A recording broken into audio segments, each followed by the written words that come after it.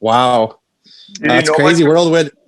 did you know much about the city before you got You know traded? what? I didn't. I'd been as far as Calgary for the Max Midget tournament. I don't know if you've ever heard of the Max Midget tournament. It's a big international tournament in Calgary, and did it 2 years in a row. Our midget team, our minor midget team, played up a year, the first year, and then we went back and did it the second year. But that's as far west that I'd been.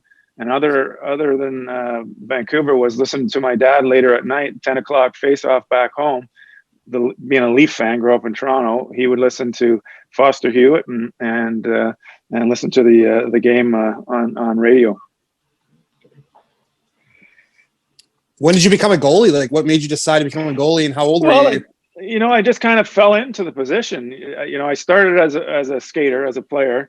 Left wing was kind of my position. We didn't rotate; you just kind of picked the spot there. And then I think it was my halfway through my first or second year in house league, we needed a goaltender. I think it was my first year. We needed a goaltender, and myself and one of the other guys put our hands up, and we split halfway. We split the second half of the season. I had some pretty good success. I actually got picked for the All-Star team, and had a great time with that, and just carried it on from there. So I was probably 7 years old when I became a full-time goaltender. Yeah. Okay. Two-time Vezina finalist. Thoughts on being recognized as one of the best in the league for twice? Well, I tell you what, a great honor for sure.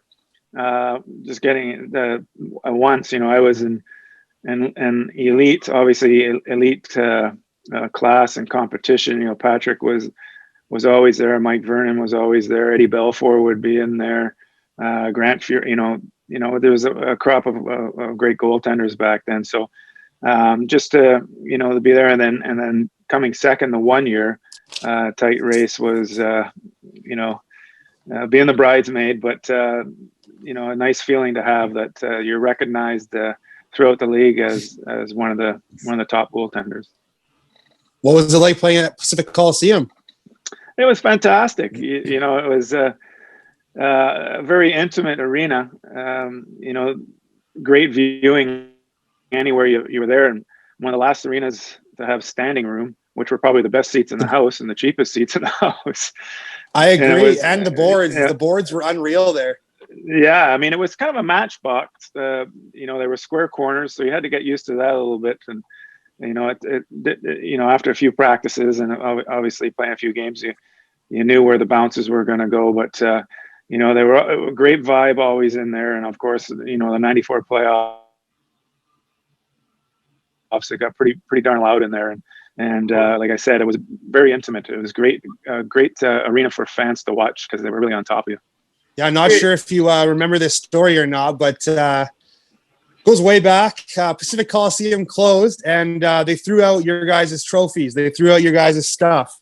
Oh. My uncle was the ice guy at Pacific Coliseum, so he actually got the Molson Cup, one of your Molson Cups, and gave it to my dad, because my dad and me, we've been doing like sports memorabilia and sports cars my whole life, and we actually got in contact with you and met you and gave you the trophy. Oh. I was like a little kid. Wow. Yeah. Very good. Well, I don't remember. Sorry about that, but that's a nice story. It's interesting that they would do that because, when they moved into GM Place at the time, obviously now that they have the Captain's Club there. Before it was called the Center Ice. What was it? It was, I forget what it was called upstairs. The restaurant that they had. And then they obviously rented it, made the Captain's Club, but they have all the awards. I think the Molson Cup might even be there, even though we're not Molson anymore. We're Labatt's. But they were great.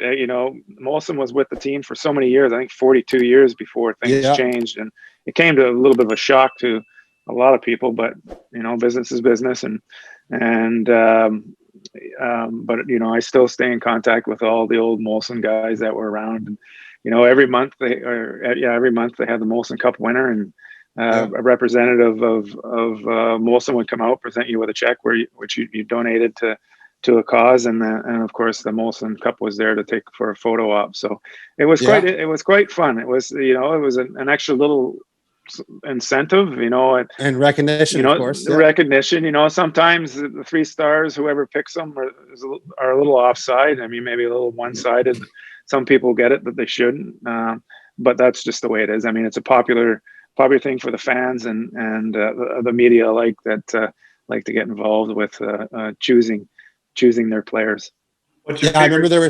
I remember there was 3 trophies. One was yours, one was Trevor's. We got Trevor back his, and then I'm pretty sure we still have it. Doug Lidster's. I don't even know what it was for, but some kind of trophy for Doug Lidster.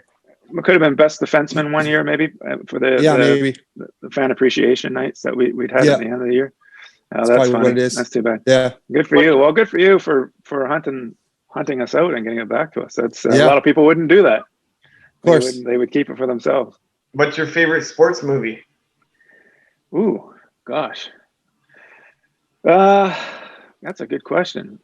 I'm kind of partial to Slapshot, obviously, the original.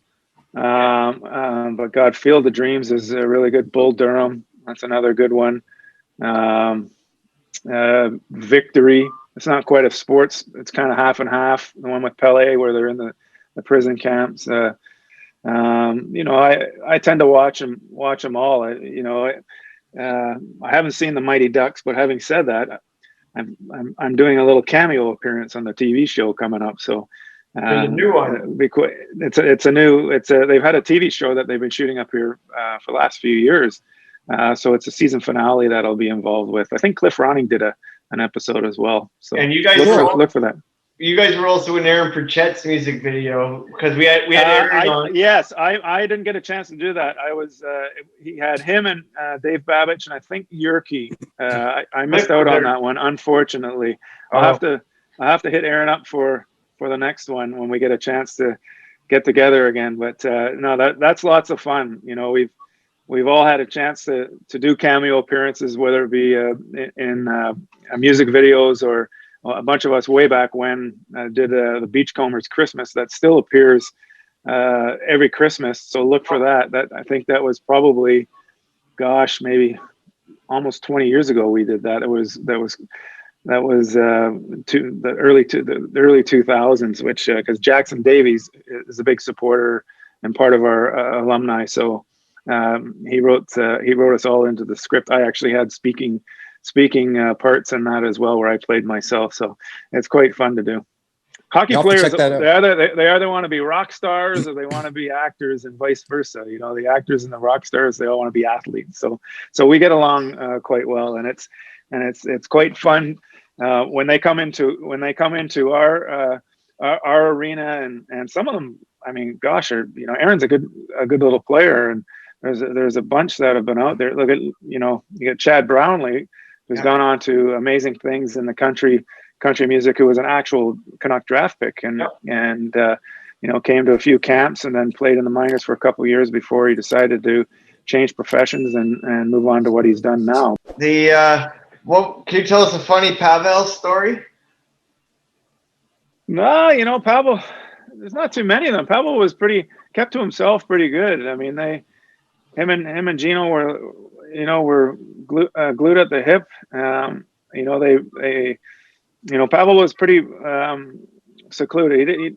He liked to be by himself, and he didn't like to be out in the public very much. He was I don't say he was shy. I don't know if he really loved all that spotlight attention. He loved the game without a doubt. He loved to score goals and very much like Petey. Yeah, exactly. Petey might be a little bit more outgoing than Pavel. That might be because his English at the time, at a young age, is a lot better than what Pavel's was, and it took a while for Pavel to learn. But Petey, speaks it very well, obviously. And the new age player, it's all about the brand, right? They got to get themselves out there, whether it's social media or whatever, and good on them. I mean, if they can make themselves, there's a lot of athletes out there, not just in hockey and all sports, that are average at best, but are social media icons, and they do pretty well.